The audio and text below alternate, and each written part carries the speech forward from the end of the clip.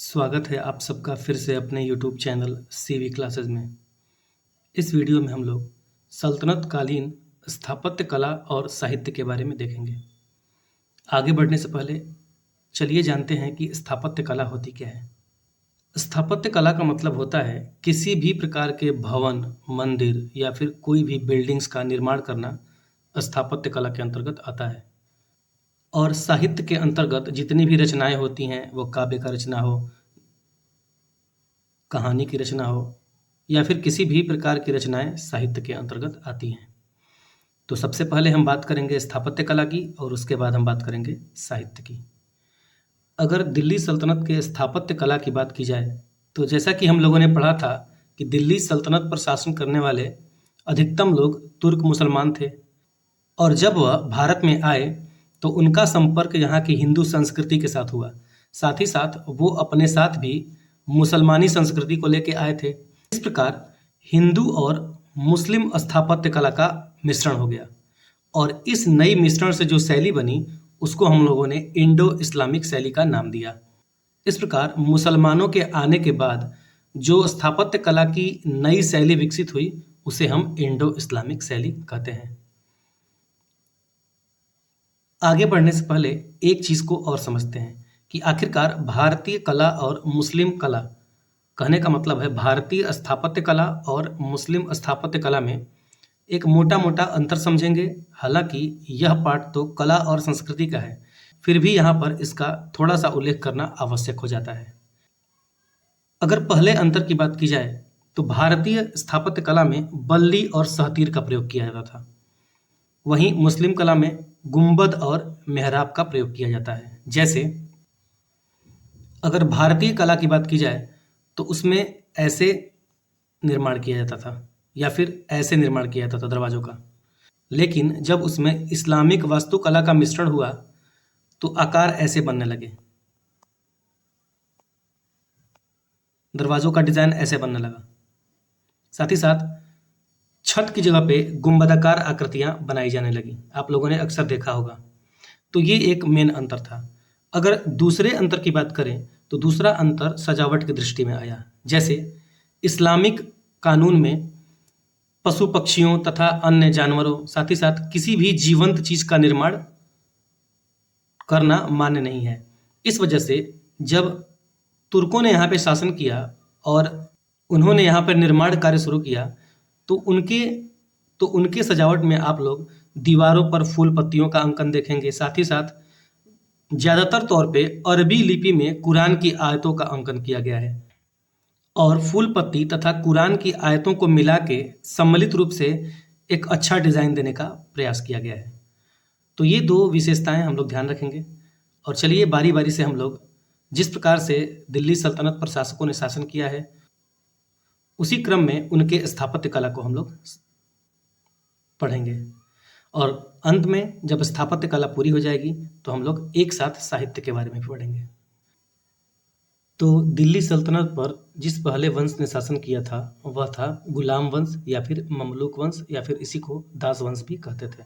जब दिल्ली के सुल्तानों ने अपना शासन आरंभ किया तो शुरू में उन्होंने निर्माण कार्य में उतनी दिलचस्पी नहीं दिखाई। उनका मुख्य निशाना हिंदू, जैन और बौद्ध मंदिर होते थे, जहाँ से वो ढेर सारा धन लूटते थे और साथ ही साथ मूर्तियों को तोड़ के वहीं पे मस्जिदों का निर्माण कर देते थे। इसका उदाहरण हम लोगों ने कई बार देखा है। इसके साथ साथ ही इसके अंतर्गत हम जिन शासकों के निर्माण कार्य के बारे में देखेंगे उसमें से बहुत सारी चीज़ें हम लोगों ने दिल्ली सल्तनत के दौरान पढ़ भी ली हैं, फिर भी हमारा एक बार और रिवीजन हो जाएगा।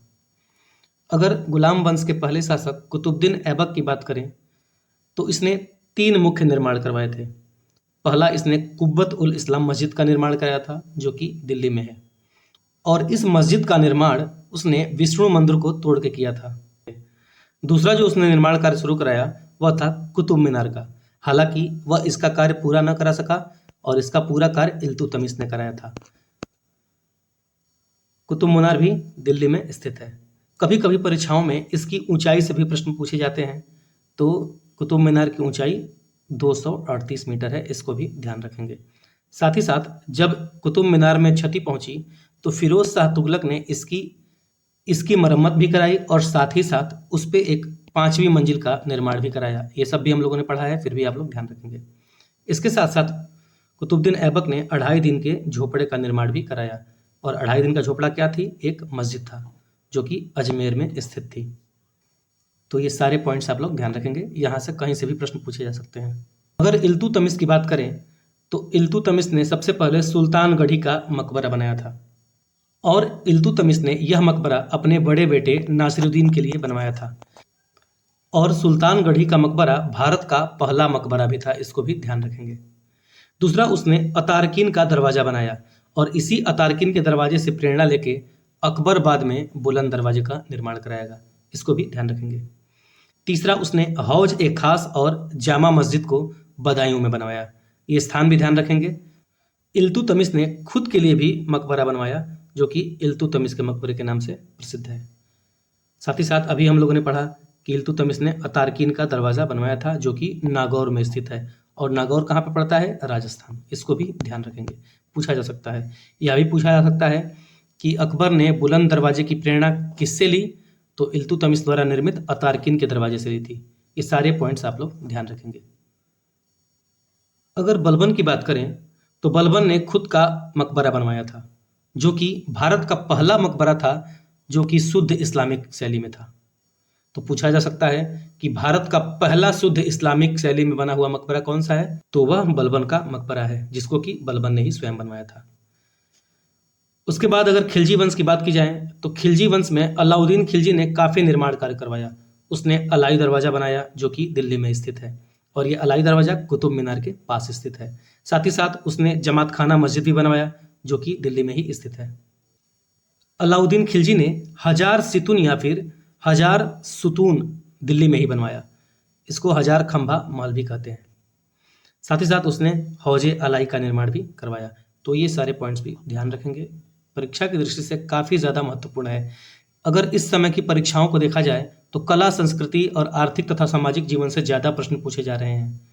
तो हमें अपने पढ़ने का नज़रिया बदलना पड़ेगा, और वो सारी चीज़ें पढ़नी पड़ेगी जहाँ से एग्ज़ाम में प्रश्न पूछे जाते हैं। अक्सर लोग इसे स्किप कर जाते हैं, लेकिन हमें सब कुछ पढ़ना है। अगर मुबारक शाह खिलजी की बात करें तो मुबारक शाह खिलजी ने ऊखा मस्जिद का निर्माण राजस्थान में करवाया था, इसको भी ध्यान रखेंगे, कई बार परीक्षाओं में पूछा गया है। तुगलक वंश में गियासुद्दीन तुगलक ने तुगलकाबाद का किले का निर्माण करवाया था। ये पॉइंट्स भी इंपॉर्टेंट है, याद रखेंगे। गयासुद्दीन तुगलक के बाद मोहम्मद बिन तुगलक शासक बना, और उसने आदिलाबाद किले का निर्माण करवाया। साथ ही साथ जहांपनाह नगर की भी स्थापना मोहम्मद बिन तुगलक ने ही की थी। फिर जब फिरोज शाह शासक बना तो उसने फिरोज शाह कोटला का किला भी बनवाया। फिरोज शाह कोटला किले के बगल में ही फिरोज शाह कोटला मैदान भी है जिसमें क्रिकेट होता है इस समय, तो इसको भी ध्यान रखेंगे। साथ ही साथ इसने एक काली मस्जिद का भी निर्माण कराया जो कि तत्कालीन समय में एक उत्कृष्ट रचना थी। इसके साथ साथ फिरोज शाह तुगलक ने गयासुद्दीन तुगलक का मकबरे का भी निर्माण करवाया था, ये बात भी ध्यान रखेंगे। ये सारे पॉइंट्स इंपॉर्टेंट हैं। पूछा जा सकता है कि 12 खंभा महल किसने बनवाया? तो इसको भी फिरोज शाह तुगलक ने ही बनवाया था। साथ ही साथ फिरोज शाह ने खुद के लिए अपना मकबरा भी बनवाया था, और खान ए जहां तेलंगानी नामक मकबरा का निर्माण भी फिरोज शाह तुगलक ने ही किया था, तो इसको भी आप लोग ध्यान रखेंगे। अब तुगलक वंश के बाद हम सैयद और लोदी वंश के स्थापत्य कला के बारे में जानेंगे। अगर बात करें सैयद एवं लोदी वंश की स्थापत्य कला के बारे में तो सबसे पहले मुबारक शाह सैयद ने अपना खुद का मकबरा बनवाया। उसके बाद मोहम्मद शाह ने भी खुद का मकबरा बनवाया। जब सिकंदर शाह शासक बना तो उसने अष्टभुजीय शैली में अपनी मकबरे का निर्माण करवाया। कई बार परीक्षाओं में पूछा गया है कि सिकंदर शाह लोदी का मकबरा किस शैली में है? तो वह अष्टभुजी शैली में है। साथ ही साथ हमने पढ़ा था कि सिकंदर शाह के वजीर मियां मुआ ने मोठ की मस्जिद का भी निर्माण करवाया था। तो ये सारे पॉइंट्स और ऊपर हम लोगों ने जो भी पॉइंट्स पढ़े हैं ये सब परीक्षा की दृष्टि से ज़्यादा महत्वपूर्ण है। इन सबको आप लोग ध्यान रखेंगे और इसको याद भी करना पड़ेगा आपको। इसके साथ साथ अगर आपको हमारा ये वीडियो लेक्चर पसंद आता है तो चैनल को सब्सक्राइब करें, साथ ही साथ जितना हो सके अपने दोस्तों के साथ शेयर करें। अब स्थापत्य कला पढ़ने के बाद हम लोग दिल्ली सल्तनत के साहित्य के बारे में पढ़ेंगे जो कि उतना ही ज़्यादा महत्वपूर्ण है जितना कि स्थापत्य कला महत्वपूर्ण है, क्योंकि यहाँ से बहुत बार परीक्षाओं में प्रश्न पूछे गए हैं। तो चलिए सल्तनत कालीन साहित्य व्यवस्था के बारे में पढ़ते हैं। अगर सल्तनत कालीन साहित्य के बारे में बात करें तो सबसे पहला जो नाम आता है वह आता है अमीर खुसरो का। अगर अमीर खुसरो के वास्तविक नाम की बात करें तो उसका वास्तविक नाम अबू रेहान था। साथ ही साथ उसका पूरा नाम अबुल हसन यामुनुद्दीन खुसरो था। तो ये दोनों पॉइंट्स भी आप लोग ध्यान रखेंगे कि अमीर खुसरो का पूरा नाम क्या था, अबुल हसन यामिनुद्दीन खुसरो, तथा उसका एक अन्य नाम अबू रेहान भी था। अमीर खुसरो का जन्म 1253 ईस्वी में उत्तर प्रदेश के जो वर्तमान जिला है कासगंज या फिर काशी रामनगर, उसी जिले के पटियाली नामक स्थान पर हुआ था। तो इस पॉइंट को भी ध्यान रखेंगे। पूछा जा सकता है कि अमीर खुसरो का जन्म कहाँ हुआ था, तो उत्तर प्रदेश के कासगंज जिले के पटियाली नामक स्थान पर हुआ था। बात करें अमीर खुसरो की, तो अमीर खुसरो ने 7 सुल्तानों का काल देखा था। ये पॉइंट्स ज़्यादा इंपॉर्टेंट हो जाता है क्योंकि हमने अपने वीडियो लेक्चर के दौरान एक सूफी संत के बारे में भी पढ़ा था जिसने 7 सुल्तानों का काल देखा था, और उस सूफी संत का नाम था शेख निजामुद्दीन औलिया। इसको भी ध्यान रखेंगे। साथ ही साथ अगर पूछा जाए किस साहित्यकार ने 7 सुल्तानों का काल देखा था, तो वह था अमीर खुसरो। खुसरो ने स्वयं को तूतिए हिंद कहा है। तो पूछा जा सकता है कि भारत का तोता या फिर तूतिए हिंद किसे कहा जाता है, तो वह अमीर खुसरो को कहा जाता है। अमीर खुसरो ने जिन 7 सुल्तानों का शासनकाल देखा था उनमें पहले थे, उनके नाम इस प्रकार हैं। पहला था बलबन, दूसरा था कैकूबाद, तीसरा था जलालुद्दीन खिलजी, चौथा था अलाउद्दीन खिलजी और पांचवा था मुबारक शाह। छठवां शासक था गयासुद्दीन तुगलक और सातवां मोहम्मद बिन तुगलक। किंतु अगर अमीर खुसरो की बात की जाए तो अमीर खुसरो ने अपना दरबारी कार्य बलबन के बड़े पुत्र महमूद के शासनकाल में शुरू किया था। किंतु हमने पढ़ा है कि जब मंगोलों का आक्रमण हुआ तो उस समय मंगोलों के आक्रमण को दबाने के क्रम में बलबन के बड़े बेटे महमूद की मृत्यु हो गई। उसके बाद मंगोलों ने अमीर खुसरो को कैदी बना लिया, किंतु बलबन ने फिर से मंगोलों से अमीर खुसरो को छुड़ाया और उसके बाद उसको अपना संरक्षण दिया। तो ये सारे पॉइंट्स आप लोग ध्यान रखेंगे। परीक्षा में आपसे पूछा जाएगा कि अमीर खुसरो किसका दरबारी कवि था। इन 7 शासकों में से कोई भी दिया जा सकता है, लेकिन आपको आंसर हमेशा अलाउद्दीन खिलजी को करना है। क्यों? क्योंकि अलाउद्दीन खिलजी ने ही इसको सबसे पहले अपना दरबारी कवि बनाया था। तो ये पॉइंट्स काफ़ी ज़्यादा इंपॉर्टेंट है, यहाँ पे आप लोग कंफ्यूज हो सकते हैं। अगर अमीर खुसरो की बात करें तो वह 8 वर्ष की आयु में ही कविताएं रचने लगा था।